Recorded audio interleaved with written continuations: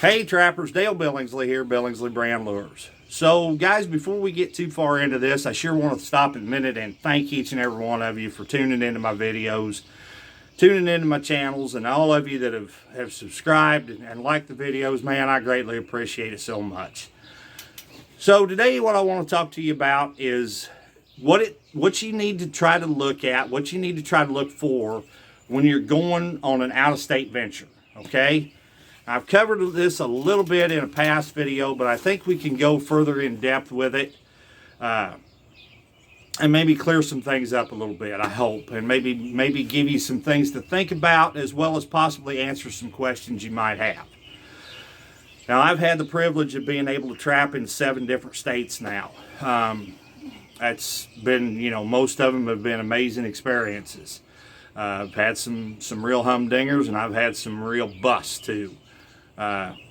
It's just the luck of the draw. You just never know. The first thing I try to do when I'm thinking about going on an out-of-state venture off to somewhere new that I haven't been before, the first thing I want to look at is a target animal. Okay, what do they have to offer that I'm going to go try to catch numbers of?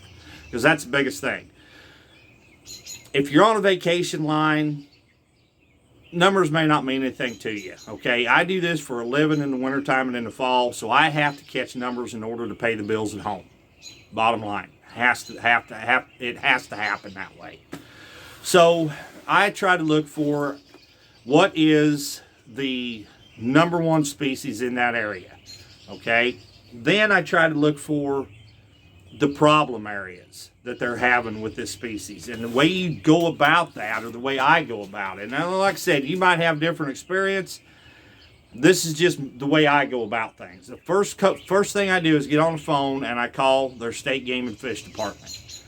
They're going to put me in contact with a game warden in the area who is having problems. Okay, he's tired of listening to the farmers and ranchers and livestock producers and timber companies and whoever else, whatever the animal might be. He's tired of listening to them complain.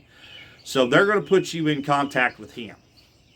Okay, once you get in contact with him, then you can tell him, okay, I'm looking for some landowners who would let me in. Okay, yes, I understand I'm a non-resident and I know I've got to prove myself, but I'm willing to do that if they're willing to give me the keys to the gate. That's the first step right there. The other things you have to think about, or at least inquire about, some kind of a bounty. Do they offer one? Are they gonna offer one? Something of this sort, because that all helps. That all helps at the bottom line. Number 2 is lodging accommodations. Now, I've been very fortunate. Not all situations are the same. But I've been very fortunate in the fact, everywhere I've ever been, they have provided me with a place to stay. Now, granted, some of them weren't always the best in the world. I've stayed in some pretty nasty places, but there's a place to lay down, there's a place to shower. What more do you need? Like I said, I've been pretty fortunate as far as that goes. The other thing is, what are you going to do with the fur?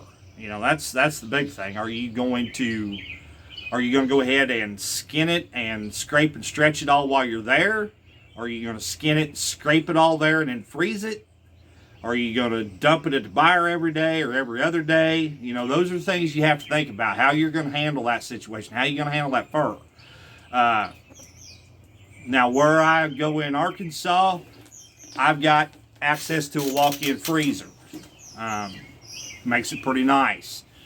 Not all places have walk-in freezers, but a lot of places do have walk-in coolers, especially in the South. And if you happen to be on a hunting club, most of the time they've got a place for you to skin. They've got skinning racks and they've got skinning building. So the skinning part of it is not a problem. Most of them will allow you to go ahead and scrape that fur there, as long as you get rid of your scrapings and your fat every day, and don't leave a bunch of carcasses and stuff like that laying around. As far as trying to dry it, outside, especially with no heat, can be a real pain, can be a real bad process.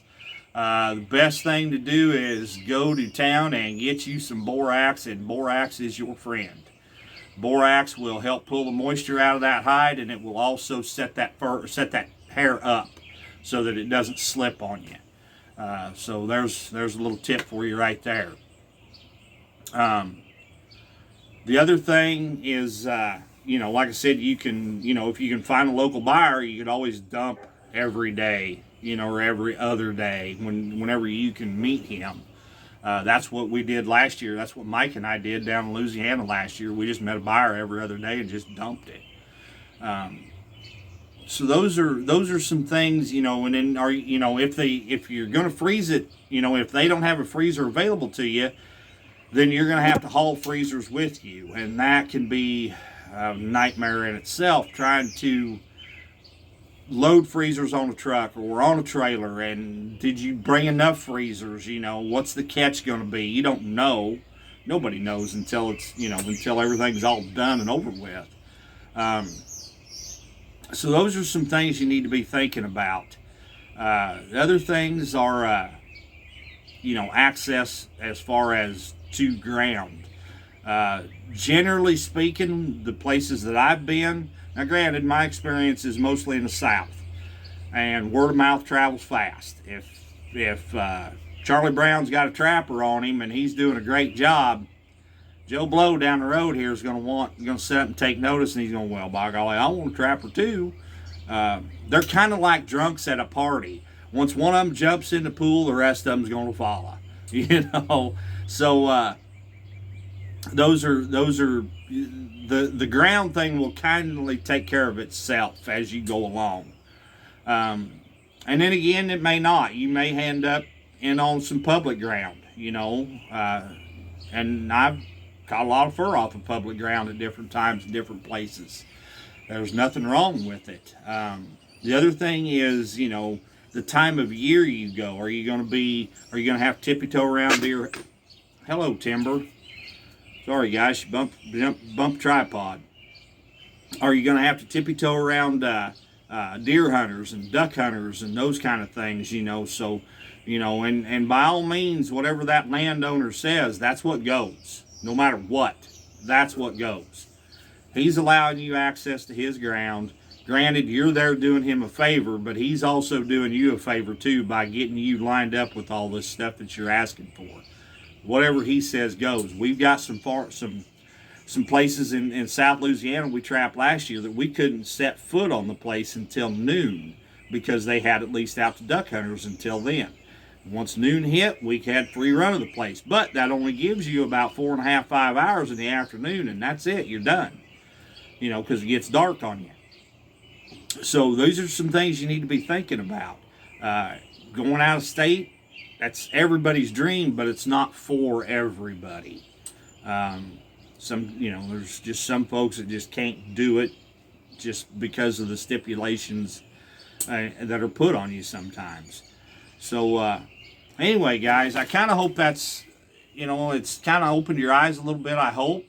I hope that maybe you give you some food for thought. If you have any other questions, leave me a comment down below. I'll answer them the best I can. And again, if there's something you guys want to see, drop me a line in the comment down below, and I'll try to do it. Now, granted, like I told you before, if you've been to this channel a long time, then you know. If you're new here, guys, I can't put out everything for nothing. Okay, I've got some competition here at home that does not need to know everything that I do or everything that I know. So I can't always put out all the content that I want to because there's stuff that I've got to keep back for myself. And I hope y'all understand that.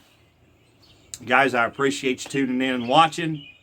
Once again, this is Dale Billingsley with another one. Signing out.